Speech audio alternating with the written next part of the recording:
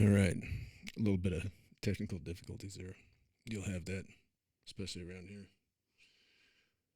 Anyway, I wanted to put that up um, because, you know, there's there's a big part of me that's got a huge, huge problem with what went down on Maui um, on August the 8th. And it seems like it's kind of gotten swept under the rug. People have, it's on to the next crisis, right?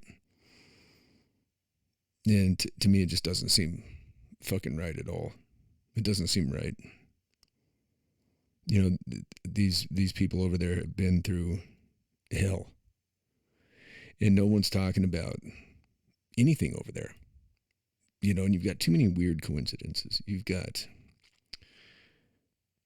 the fella that was in charge of everything in Vegas with the Stephen Paddock, the mass shooting at the out of the Mandalay Bay, which I'm not even going to go there right now. But it's not a coincidence that guy ends up being the sheriff and the coroner, and then you've got body counts that are changing. You've got different reports, from locals as opposed to government. And this is the guy that's not only he's the chief of police of Maui, and he's the coroner. And I didn't think that was something that you could do. I mean, come on. Friggin' clunt, man. Friggin' clunt, man. See, even Stewie says so. Anyways, I don't know about all that, but I mean, I don't even know what the travel looks like over there. I really wanted to go over there, but what it's like, what can we do to help? I mean, the government sends over FEMA, and FEMA is staying in $1,300 to $3,000 a night hotel rooms, and these people whose homes burned down, they lost all their property, and they're not getting reimbursed by insurance. They're getting told that they got to leave their hotel. Sorry, we got to have these hotel rooms. Sorry, you got to go. Like, what the fuck are you talking about? Now, that's not the spirit of aloha that I know from, my brothers and sisters over there on the islands. I mean, there's no aloha in that whatsoever. The whole thing, it still stinks. It stinks. And we're just forgetting about it. We're forgetting about these people in this beautiful community, beautiful town, just gone, decimated. And that's why I wanted to show those pictures again. That's why I've still got the fire border up. And speaking of fire, we had some fire going on this weekend. Yeah. House of Representatives. Yep. Passing their CR, their appropriations bill to keep the fucking government open. And we've got Mr. Jamaal Bowman. What a dude, huh? What a dude, man. He is seen on video, and we're going to pull this up here. Monitor, monitor, monitor. What's that word? Monitor. Let's pull this guy up here. There he is. We'll go ahead and... All right. So if you guys didn't see, okay. So here's the deal. They had to pass a bill to keep the government open. And basically, Kevin McCarthy capitulated to the Democrats, and he gave them everything they wanted, except for the one thing that they wouldn't do was fund Ukraine. Apparently, behind closed doors or whatever, McCarthy has struck a deal with the Democrats that he's going to, kind of arrange some kind of a, some wiggle room to get that money for Ukraine. Because we need more of that. We need more of that, right? We need to send more billions over there. So this bill that they passed, it's like 6.1. So it's over $6 billion to keep the government in this country open for 4 to 6 weeks. What? $4 to $6 billion to run the government? What did they do? You've got to be kidding me. We got to tighten up here. This is nonsense. You know that. And that's ridiculous. 4 to 6 weeks. And then they're going to have to come back and they're going to have to come to another agreement. So it's going to come down to it again. Now, they knew that the end of the fiscal year, this happens every fucking year. It's the end of the fiscal year, and it happens every time. You know, they know it's coming. They know it's on the way. So anyway, let's watch Mr. Jamaal Bowman, a representative from New York, socialist. Now, keep in mind, when you're looking at this picture right now, I don't know if you can see it, but there is a big red sign in front of Mr. Bowman, and it says emergency exit. Those are double doors. They've got crash bars on them. There's 2 signs on the outside that say emergency exit. The signs, or the picture that came up on the New York Post, which I'm going to admit right now, I used a similar picture for the meme that I created. Now you can see that the red signs weren't on the inside of the door, but this man, this is where he works. He's not using a fire exit in that building. That's just not how it works. And he was a middle school principal for 10 years. Okay? A principal is the one that calls the fire drills, right?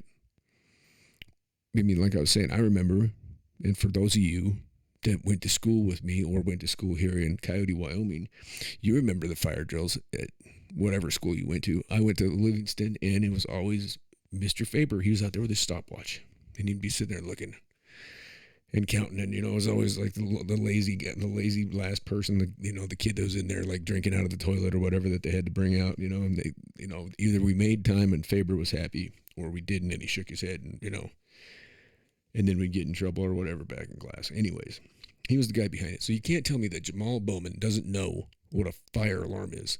His lazy ass, his stupid lame ass excuse was he was trying to hurry to get to a vote, and that the door was locked, and so he just thought that the big red box on the wall that said fire would open the door. This guy was the principal of a middle school for 10 years. He was the one calling the fire drills. You have to have certain fire drills. In New York, I'm sure it's more than most places, just because being post 9/11 and everything. I'm sure that they want to make sure that students are well acclimated to this type of thing, that they know exactly what to do. So you know that he had been the one calling the shots on these things. So what a lame-ass excuse. How goofy is that? Oh, I screwed up. I thought I was going to open the door. I hope they don't make more of this than it looks like it is. That's what, I mean, we'll read through his little response here, but here, let's watch this thing. This is goofy. Obviously, look at the way his hand is. His hand is like this. So he's pulling down. He's not, if he's pushing, he's going to have the palm up like this. He's pulling it down. Okay? Just watch. I don't know if they'll show the whole thing or not. Story that we have been following, all related to this, as Democratic Representative Jamaal Bowman acknowledged triggering a fire alarm Saturday in one of the U.S. Capitol office buildings, as lawmakers did scramble to pass a bill to fund the government before that midnight shutdown deadline. Now, the timing of this is just impeccable, because he's allegedly going to the vote, trying to hurry to the vote. He's not trying to slow down the vote, because, I mean, you know, a former middle school principal wouldn't understand what the ramifications of pulling a fire alarm would be, would he? No. Out of anybody in there, a middle school principal that had done that job for 10 years wouldn't know what would happen if you pulled a fire alarm on Capitol Hill. Okay? All right. Also, he's a lawmaker, okay? He's part of the legislative branch of the government. Keep that in mind as we move on. The fire alarm sounded out around noon in the Cannon House office building and prompted a building-wide evacuation at a time when the House was in session and staffers were working in the building. The building... Did you hear that? Here's the part right now, okay? Congress was in session and staff was working in the building. Okay, we got that? Good. We're going to come back to that. All right. was reopened an hour later after Capitol Police determined it was not a threat. Delayed an The hour. GOP-controlled House... Okay, so it delayed everything by an hour. Capitol Police had to deem it not a threat. I didn't hear anything about fire department showing up. I would imagine that they did, because you're talking about Capitol Hill. This is our nation's capital. If there's a fire alarm that goes off, I can bet you that, emergency services are dropping what they're doing and they're making their way there as quickly as they can. Sirens, they're causing traffic to slow down and back up, gum up. People are rubbernecking. It's gumming up the city. This guy, he didn't only affect what went on in that building, he affected a bunch of people's lives. He had emergency personnel showing up at the Capitol, wondering what's going on, not knowing what they're getting into. Is the thing on fire? You're preparing for the worst, right? When you're either a cop or a firefighter, or I'm sure that you had ambulances, EMTs and shit, diverting. So you're leaving people in a city like DC that is pretty fucking crime ridden. You're leaving people hanging that actually need emergency services. There's gunshots and shit there all the time. It's a violent city, especially now, like every city in this shithole country. This selfish son of a bitch, not only is he doing this, just so they can get their way in Congress, right? Because they don't want that bill. They want to delay it getting into Schumer's hands, and everything else. There's a whole system here. And this is what I'm saying. These people hate you. They don't like you. Even the people that are passing this bill, this appropriations bill, they're not on the good and righteous side of things either. Because what they're doing is they're taking $6 billion from us to run this stupid government for 4 to 6 weeks. Why don't we have the homeless run the government? It costs us way less than that. Let them sleep in there. I don't know. We could do something else, because obviously you got people like this clown. And New York, you got to be ashamed. The people that you have put in, you've got AOC, you've got front butt Jerry Nadler, you've got some real losers in there. That you got Dan Goldman. What is going on in New York? What is wrong with you people? You're supposed to be the greatest city in the country, and you're morons. Look at the people that you have representing you. Look at you. You voted for clowns like this that pulled a fire alarm. We did all kinds of stupid shit when I grew up, but nobody ever pulled a fire alarm. Nobody. Not ever once did that happen. And we're dumb idiots from out here in the middle of nowhere, Wyoming. We knew better than that. This guy is a former middle school principal of 10 years. He pulls a fire alarm during a meeting of Congress. We're going to get back to that. Let's see where this goes. Administration Committee, which does oversee issues pertaining to the Capitol complex, posted this picture right here on your screen of a person pulling the fire alarm who did appear to be Bowman. Now, the New York lawmaker told reporters hours later that it was a mistake and he was rushing to get to votes and was trying to get through a door that is usually open but was closed due to it being a weekend. Now, he did release a statement here just last night. I do want to show it to you. It's fairly... So we're saying that emergency exit is open during the week, but not on the weekend. Is that what we're saying? Maybe that's what we're saying. It wouldn't surprise me. That's how screwed up our government is. But to me, if it's an emergency exit, then it's an emergency exit. And I don't see that being unlocked. Plus, he's got to know there's cameras everywhere. This dude is seriously stupid. And he's done some stupid shit in the past, apparently. He is a former principal. How many principals have you all known out there that have been geniuses? Sorry, nothing against any principals out there, but hey. I've dealt with plenty of you, and you're not that, it's, it's like The Simpsons with the Principal Skinner. Who's the one off of a Family Guy? I mean, every show that you see, the principal is made out to just be a dumbass. I got in trouble my first day of kindergarten because I said the principal looked like a fat Charlie Chaplin, and he did. And that's how my school started off. First day of school. Oh, well. That was the truth. But he didn't like that very much. Anyway, here's his little note here. It says, I want to personally clear up confusion surrounding today's events. Today, as I was rushing to make a vote. Oh, he wasn't trying to slow it down. I came to a door that's usually open for votes, but today would not open. I'm embarrassed to admit that I activated the fire alarm, mistakenly thinking it would open the door. I regret this and sincerely apologize for any confusion this caused. But I want to be very clear, this was not me in any way trying to delay any vote. It was the exact opposite. I was trying urgently to get to a vote, which I ultimately did, and joined my colleagues in a bipartisan effort to keep our government open. You didn't want to. I also met after the vote with the Sergeant-at-Arms and the Capitol Police at their request and explained what had happened. My hope is that no one will make more of this than it was.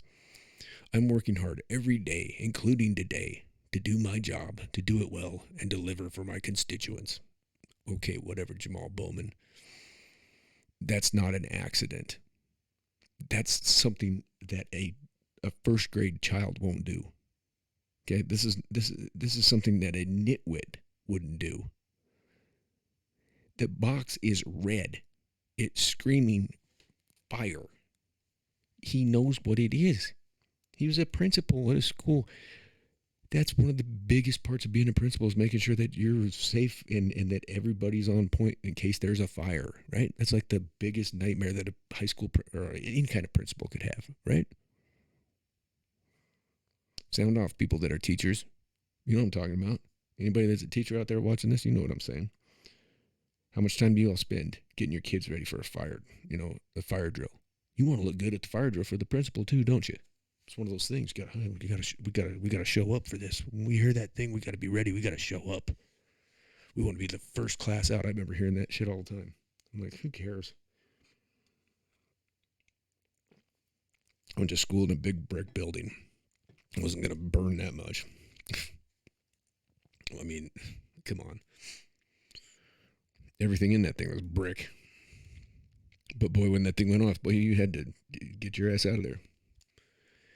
Anyway, so there's his little letter. Hope you don't make more of this than what it was. Lengthy, but he says, I want to personally clear up confusion surrounding today's events. Today, as I was rushing to make a vote, I came to a door that is usually open for votes, but today would not open. I'm embarrassed to admit that I activated the fire alarm mistakenly. Yeah, let's move forward here. Let's see what else we got. Partisan effort to keep our government open. Bipartisan I also effort. met after the vote with the Sergeant-at-Arms and the Capitol. And that was that. So, yeah, there's your guy. I thought that was pretty funny. I've been trying to kind of stay away from things, as you've probably any of the two people that listen to this may have noticed. It's just been so goofy lately. Everything I've just been trying not to, I've just been kind of staying away from it. Been doing other things.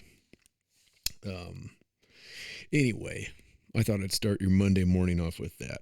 That's pretty goddamn hysterical in my mind. This fucking guy. I'll probably be coming back later today with something because there's a bunch more going on. You've got the Kevin McCarthy and the Matt Gaetz thing. Gaetz is ready to go after him and get him removed as the speaker, which I understand where he's coming from. McCarthy's kind of playing that game, but they're all playing a game.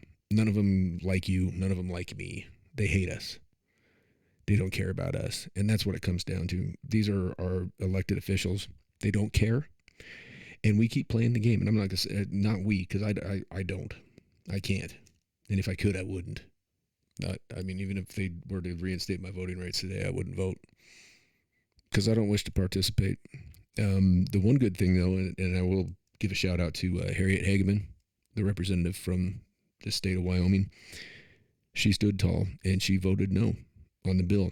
And maybe we'll go through that. I've got that pulled up somewhere, but I don't want to get into that. You don't need to hear statistics first thing in the morning on Monday. You don't want to hear that shit, but I thought everybody might get a kick out of this because everybody remembers their middle school principal. Can you imagine that dude going to Congress and then he pulls the fucking fire alarm and then makes an excuse like he didn't know what it was? I didn't know what that red box, it said fire. I thought that meant that it opened the door.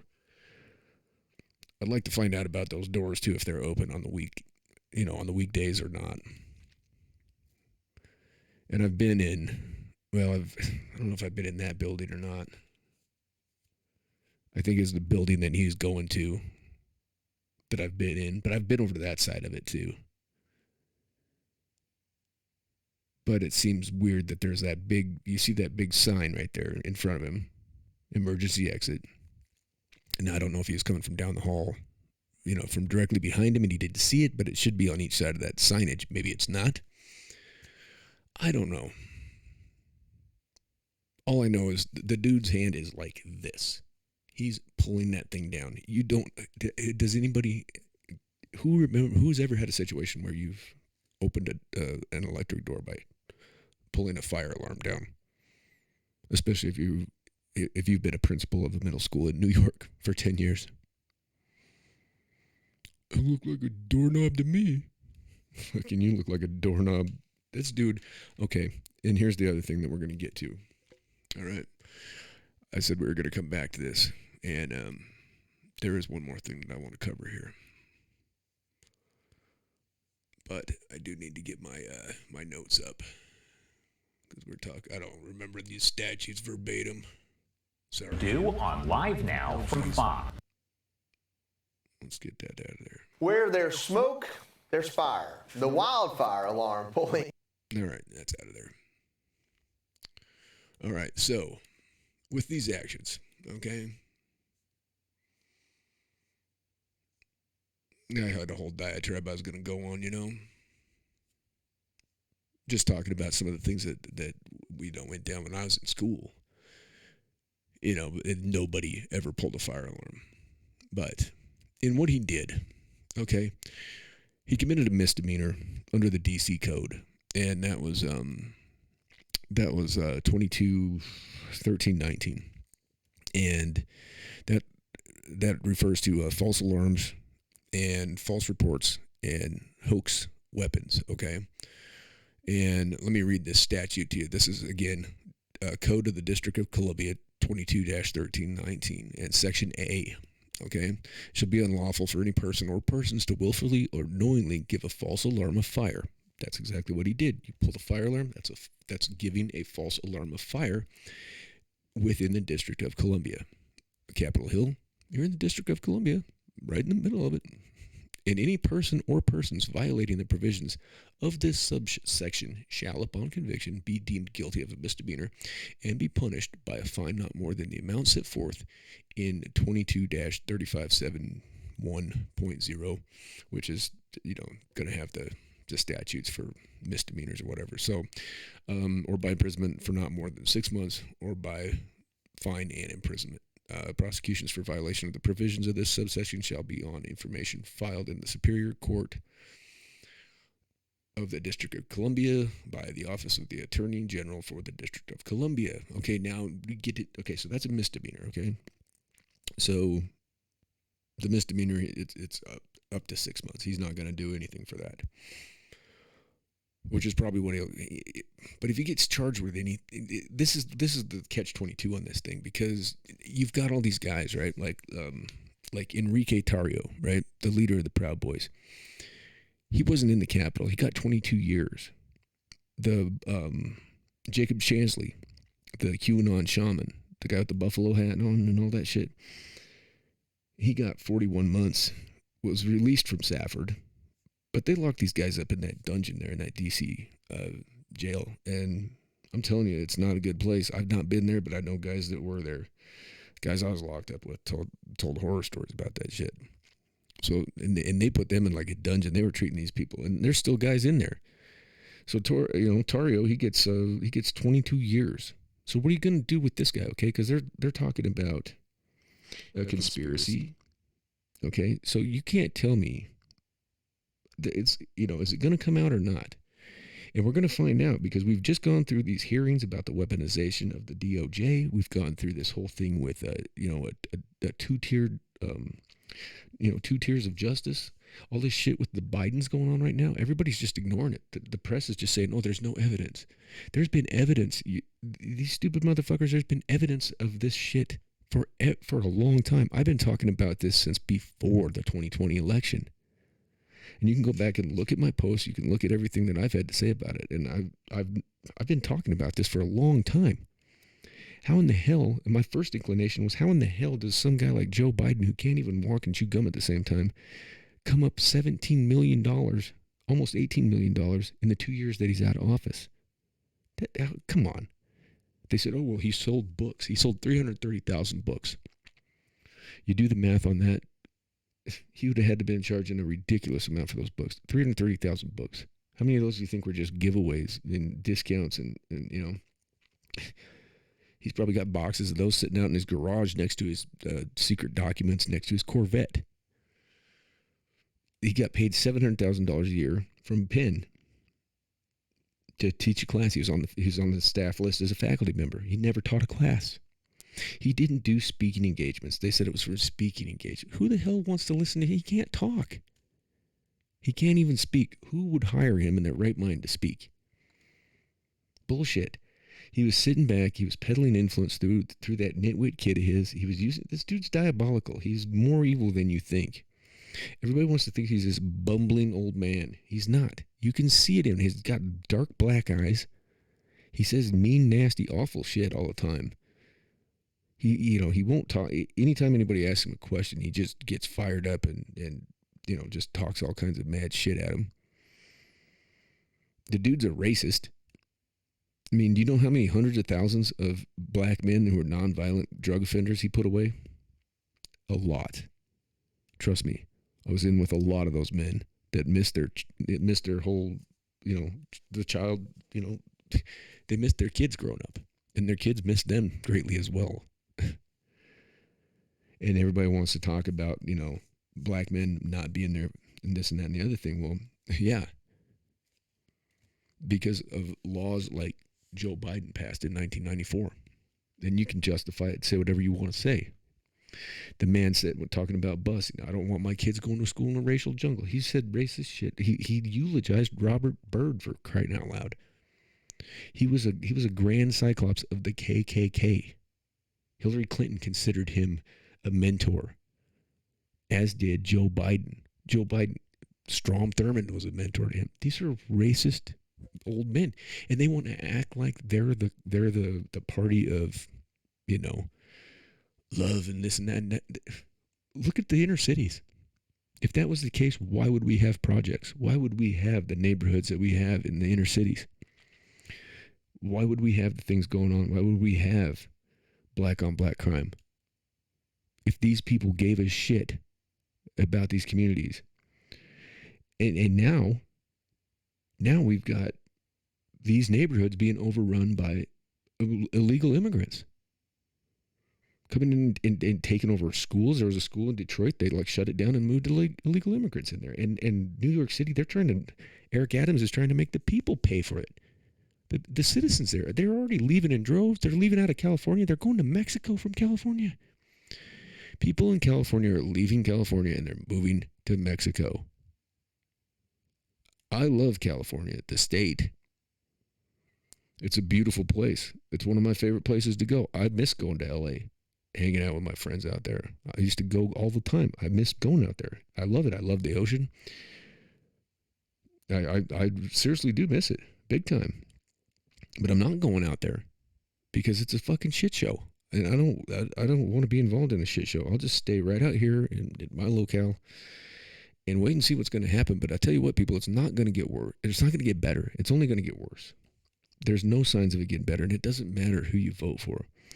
I mean, in my mind, those of you that are voting out there, if you're going to use logic, you got to vote for Trump. I mean, think about how things were pre-COVID and how things are now. And that COVID thing, look at that. I don't want to get into that.